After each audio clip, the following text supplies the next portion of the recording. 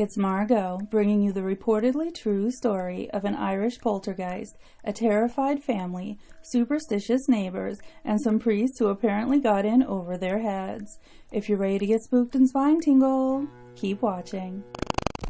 A poltergeist is said to be a supernatural being, supposedly responsible for physical disturbances, such as loud noises and objects thrown around. From the German polter, meaning noise or racket, and geist, meaning spirit. In the town of Cooneen, in the county Fermanagh in Northern Ireland, until recently surrounded by forest, sits a long-abandoned stone cottage known as the Cooneen Ghost House. This otherwise idyllic location is said to be home to a poltergeist that terrorized the Murphy family around 1913 to 1914. It's said to be the most authentic haunting in Irish history, and is one of the rare locations in Ireland where an exorcism has been performed. For over 100 years, it's been a source of fascination and fear. The story's been told so many times, some of the details have become murky, and it's dipped more than a few toes into the realm of urban legend. But I'm doing my best to separate fact from fiction. I was unable to find any information on when the house was built, or its history before the Murphy family moved in. Some accounts say the Murphy family had lived there for generations. I did find a persistent rumor, though unsubstantiated as far as I could tell, suggesting that an elderly man, a previous tenant of the home, had been murdered there. I couldn't find any mention of whether this man could have been a Murphy or not. Some theorize that the property is haunted by a ghost. Others believe it to be possessed by a demon, or even the devil himself. Others say the negative energy started not with the house but with the land, going back to the days of Ireland's old gods and the purported dark rites that were performed in their name. In other words, nobody has a clue when or how exactly this paranormal activity began, but the stories and trepidation are still being passed down from generation to generation a century later. I was also unable to find much information on the Murphy family, but censuses at the time showed that they did exist and did live in the area. Reports also show that their case of purported poltergeist activity was investigated at the time and reported on in local newspapers. According to the Census of Ireland, recorded in 1901 and 1911, the Murphy family consisted of Michael Murphy, his wife Bridget, and their 8 children. In 1901, their eldest son, also named Michael, was 12 years old. By 1911, the household consisted of Bridget Murphy and 7 of her children, her 21-year-old son James, and her 6 daughters, Anne, age 18, Mary, age 16, Teresa, age 13, Bridget, age 12, Catherine, age 7, and Jane Ann, age 3. It's assumed that the eldest child, Michael Jr., had moved out of the family home by that time. Bridget's husband, Michael Sr., is said to have died sometime between the 1901 and 1911 census in a freak accident. It was said to have been shortly after Michael Sr.'s death that the poltergeist activity began to plague his widow Bridget and the children. It began in the spring of 1913, with the occasional sound of knocking on the front door. Whenever the door was opened, nobody was there. Then the knocking became more frequent, now on all of the doors, windows, and bedposts. There were scraping noises coming from the ceiling and other unexplained noises as well. This went on for several months. Above the house was a loft area that was used for storing hay. This room could only be reached by a stone staircase within the house. From that room, the family would often hear heavy footsteps. Whenever they'd go up to investigate, nobody was there. Over the following months, the uncanny activity escalated, terrifying the Murphy family. The repertoire of phantom noises expanded to tapping, banging, snoring, spitting, and hissing. The rapping was even sometimes done to the tune of popular songs of the time, such as the Soldier's Song and the Boyne Water. And then, to the Murphys' horror, objects began moving on their own, rather violently. It's said that plates lifted off the table of their own accord, flew across the kitchen, and smashed against the walls. Beds would lift several inches off the floor and fall while the children were in them. Mrs. Murphy called in friends and neighbors to see for themselves what the family had been dealing with. These visitors also heard the windows rattling, footsteps in the hayloft, and banging on the doors, as if someone wanted to be granted entry into the home. At a loss for what to do to restore peace to her household, Mrs. Murphy contacted the local church for help. As a result, several priests and politicians investigated the family's claims, and all are said to have experienced the phenomena as well. Finally, a Father Coyle from nearby McGuire's paid a visit to the Murphy home, along with Member of Parliament Cahir Healy.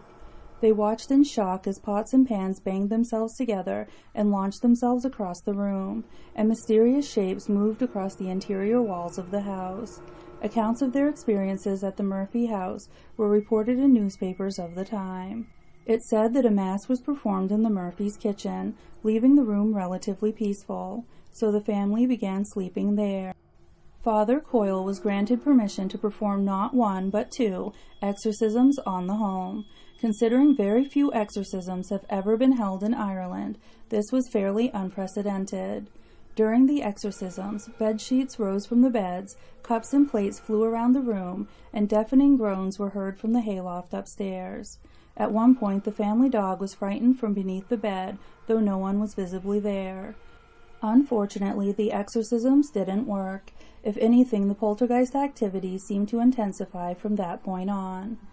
To make matters worse, the Murphys' neighbors began to ostracize them, accusing them of inviting a demon into their home. Local community members came to believe that the Murphys must be practicing witchcraft and black magic.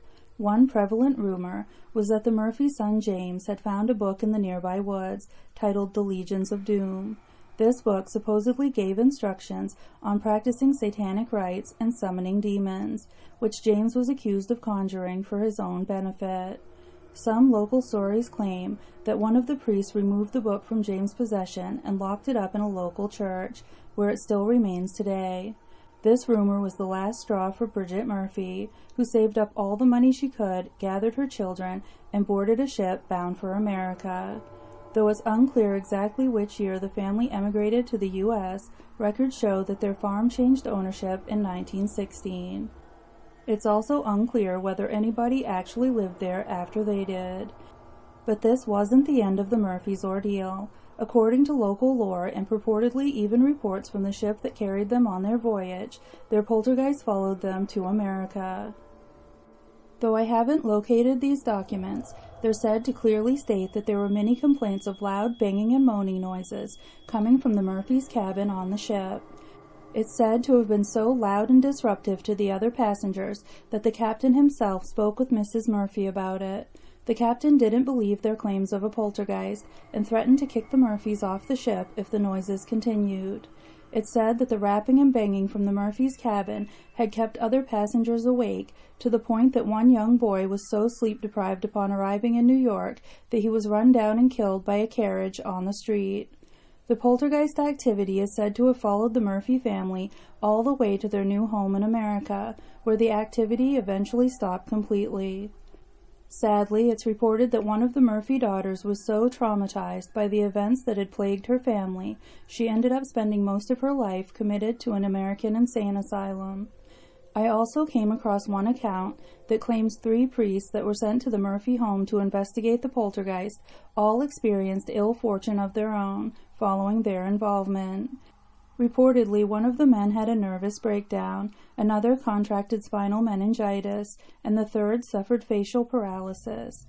Even today, it's said that bad luck follows those who visit the abandoned property, and it's said to still be occupied by some sort of negative presence. Many believe that when the Cooneen Poltergeist finally left the Murphy family in America, it returned to their old house in County Fermanagh, Ireland. In the early 1990s, the Cooneen Community Development Association raised the possibility of opening the ghost house to tourists. That idea was abandoned when a local priest warned them against it, stating trouble would befall the association's members if they disturbed the building.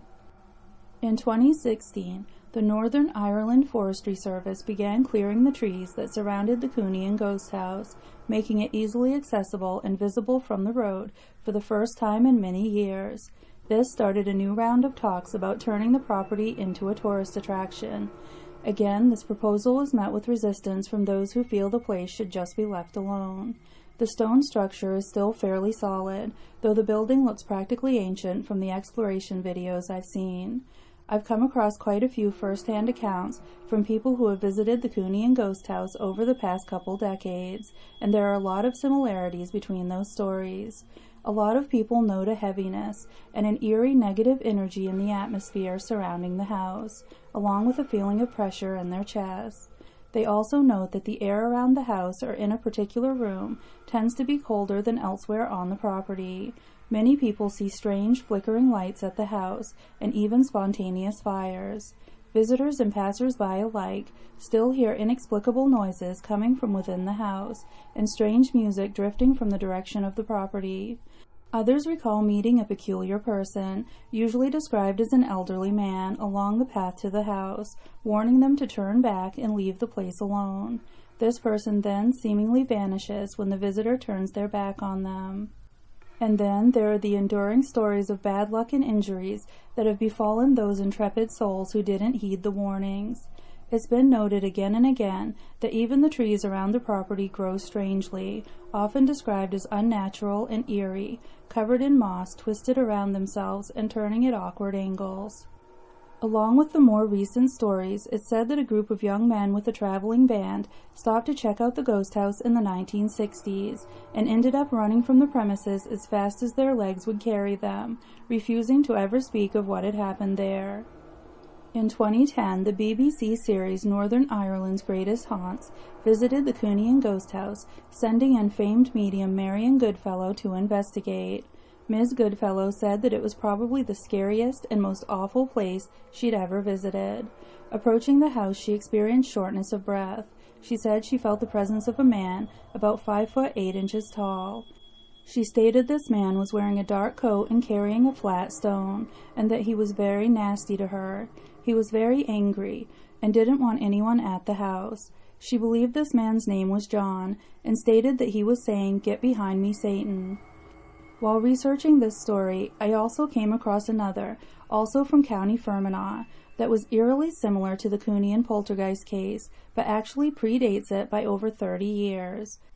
Long story short, in 1877, the notable physicist and parapsychologist Sir William Fletcher Barrett visited the town of Derrygonnelly in County Fermanagh and discovered an old stone cottage that was said to be haunted. This piqued Barrett's interest and he decided to investigate. The residents of the cottage were a poor Methodist family consisting of a man whose wife had recently died, his 4 daughters, and a son. Sound kind of familiar? The family was experiencing unexplained rapping, banging, and scratching noises. Stones were dropped around the cottage, seemingly from out of thin air, and items were moved around or stolen. There were also pages ripped from their Bible. This disturbing activity was happening nearly every night and seemed to revolve mostly around the eldest daughter, Maggie, who was 20 years old at the time. Barrett decided to stick around for a while, and over the course of his stay, he also experienced the phenomena the family was describing.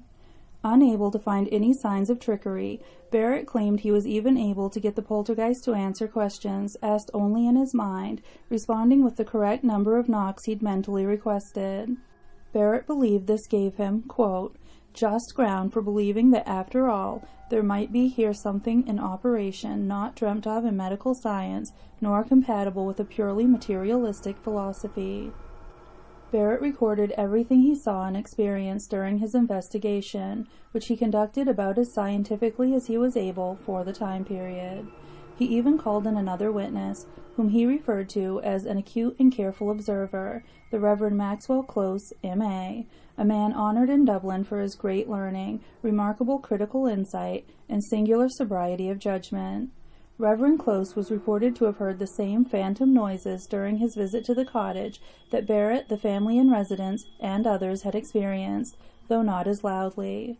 In the end, Barrett remained on the fence as to whether this poltergeist was the result of trickery or paranormal phenomena brought on by the grief of the family, but urged others to keep investigating the paranormal to get to the truth of such matters. It's said that the poltergeist activity continued for months after the investigation. The Derrygonnelly Poltergeist is cited as one of the first modern poltergeist investigations. Before I end this, here's a little more information about poltergeists and how they're believed to differ from what we refer to as ghosts. Ghosts are thought to be spirits or residual energy of deceased human beings who are still hanging around the realm of the living. Ghostly activity is usually described as a haunting. Poltergeists, on the other hand, are usually referred to as a disturbance. Poltergeists are not generally considered to be ghosts. They're more like a form of energy, unknowingly controlled or even created by a living person. This person is often an adolescent. This person is usually dealing with an emotional or psychological disturbance, such as grief, as we can probably assume was the catalyst in these two stories from Ireland. Many believe a poltergeist is entirely a sort of physical manifestation of intense psychological energies. This actually seems to be the way Sir William Fletcher Barrett leaned in his thought process while investigating the Derrygonnelly Poltergeist. However, it's also thought that the same poltergeist can attach to multiple people, objects, or locations. Some believe this energy can also be the result of a particularly violent death or intense emotional energy left behind on an affected property or object. Poltergeists often manifest as loud noises, banging, tapping, scratching, etc. Things can also be moved around, and they can even get violent. Poltergeists normally don't take on a visible form like a ghost may. Poltergeists are thought to be more difficult to banish than a ghost. But all of this isn't to say that you can't have a haunting and a disturbance in the same location. There can be multiple things going on at once. If the information we have is accurate, I think this may actually be the case with the Cooneen ghost house. The Derrygonnelly Poltergeist, on the other hand, sounds more like a straight-up textbook poltergeist to me.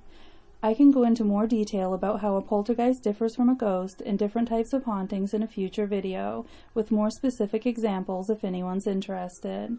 I always enjoy talking about this stuff, so feel free to bring up any other paranormal topics or specific questions you'd like to see me make a video about. That's all I have for you today.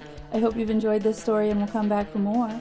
Like, subscribe, leave a comment, and bring your friends, family, COVID pod, cult members, invisible friends, or enemies. And if you have an interesting story to share, I'd love to hear all about it. Thanks so much for watching.